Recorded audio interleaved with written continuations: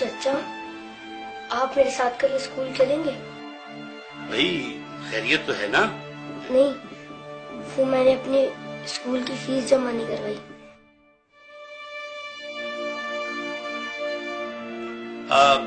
بیٹا تم کیا کرو گے اسکول پڑھ کے؟ دیکھو تم میرے ساتھ دکان پر آ جانا، میرے پاس 2 ملازم ہیں، جب تمہارے کام سمجھ میں آ جائے گا تو ایک کی چھٹی کرا دوں گا۔ تم لوگ دھیان سے پڑھو، ٹیچر کے آنے سے پہلے اپنا ہوم ورک مکمل کر لو۔ اچھا چچا میں چلتا ہوں۔ ارے نہیں بھائی، کھانا کھا کے جانا۔ ہائے ابھی ہمارا کھانا تیار نہیں ہوا۔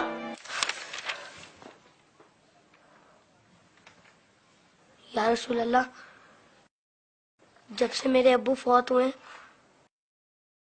مجھے کسی نے پیار نہیں کیا۔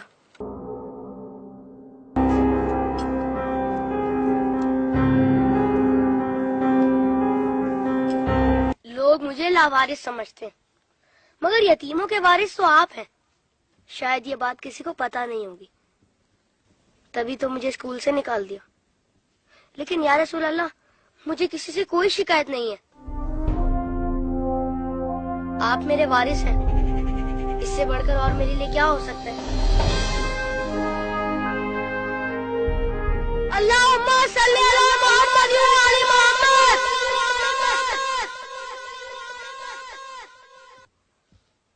اپنی ولادت کے موقع پر میرا یہ درود شریف قبول فرمائیے۔ سنا ہے آپ اپنے نوازوں سے بہت پیار کیا کرتے تھے۔ امام حسن علیہ السلام اور امام حسین علیہ السلام کو کندھوں پر بٹھا کر سیر کرایا کرتے تھے۔ آپ امام حسین علیہ السلام کے گلے کے بوسے لیا کرتے تھے اور روتے تھے۔ آپ کو پہلے سے علم تھا نا کہ امام حسین علیہ السلام کے گلے کو کاٹا جائے گا؟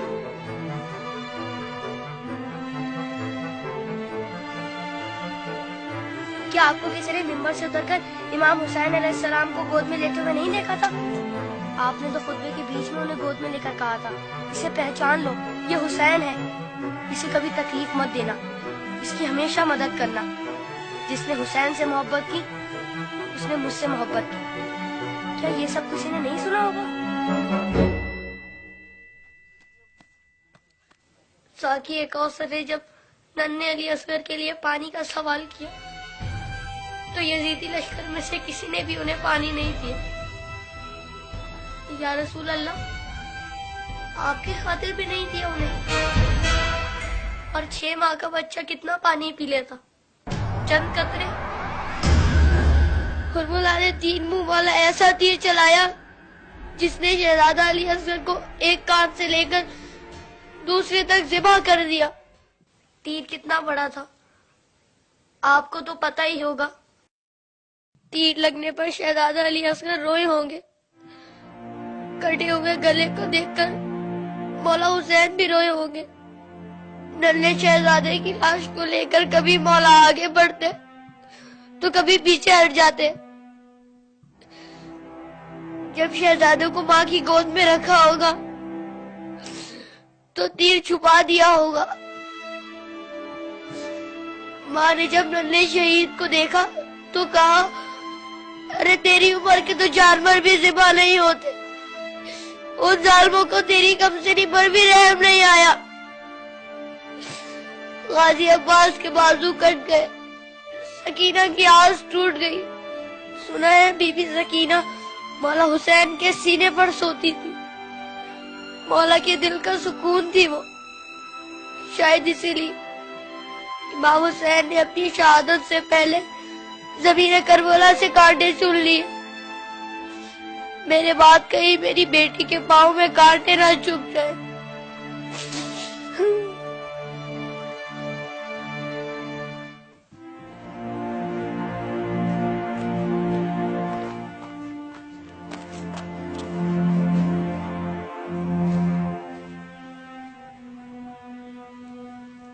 مولا حسین جب قاسم کی لاش لینے میدان میں گئے تو 3 دفعہ پکارا، تینوں ہی دفعہ جواب نہیں آیا۔ پھر فرمایا، امام ہو کر حکم دیتا ہوں، بتاؤ کہاں ہو تم؟ تو مشرق سے آواز آئی، چچا، مغرب سے آواز آئی، چچا، چاروں طرف سے چچا، کہیں سے بازو اٹھا تو کہیں سے ٹانگ۔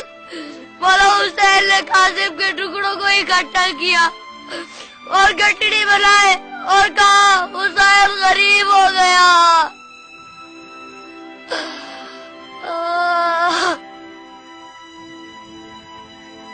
یزید کی فوج میں کسی کو پتا تو ہوگا یا کسی نے بتایا تو ہوگا کہ جن لوگوں کو تم مار رہے ہو وہ نواسۂ رسول ہے۔ مولا حسین نے بلند آواز میں کہا تھا، میں نواسۂ رسول ہوں، کوئی میری مدد کرنے والا ہے؟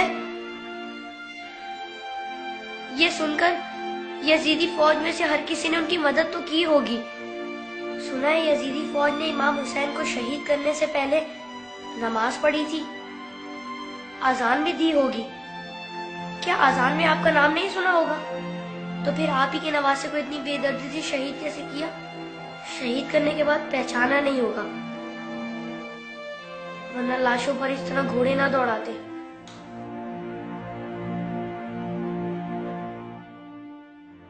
عمر سعد کے بعد شمر نے آ کے کہا، میرے حصے کا سر کھائے، حسین کو قتل تو میں نے کیا تھا، تو نے وہ سر کولی کو دے دیا۔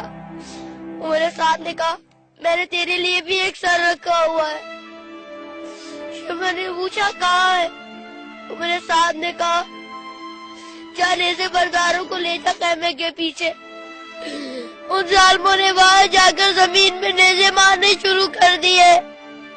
ایک نیزہ ایسا زمین میں گیا کہ ساتھ علی اصغر کو لے آیا۔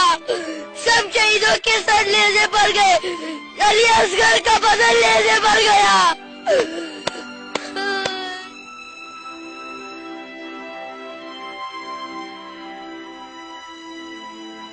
ان ظالموں نے جب بیویوں کو ننگے سر بازاروں میں پھرایا تو امام حسین کے سر نے تلاوت شروع کر دی، جیسے کہہ رہے ہو، اے لوگو بیویوں کی طرف مت دیکھو، یہ دیکھو کہ ایک کٹا ہوا سر قرآن کی تلاوت کر رہا ہے۔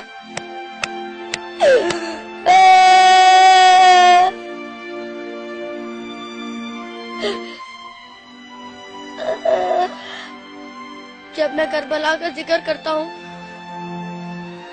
تو میری تکلیف مجھے بہت چھوٹی لگتی ہے یا رسول اللہ۔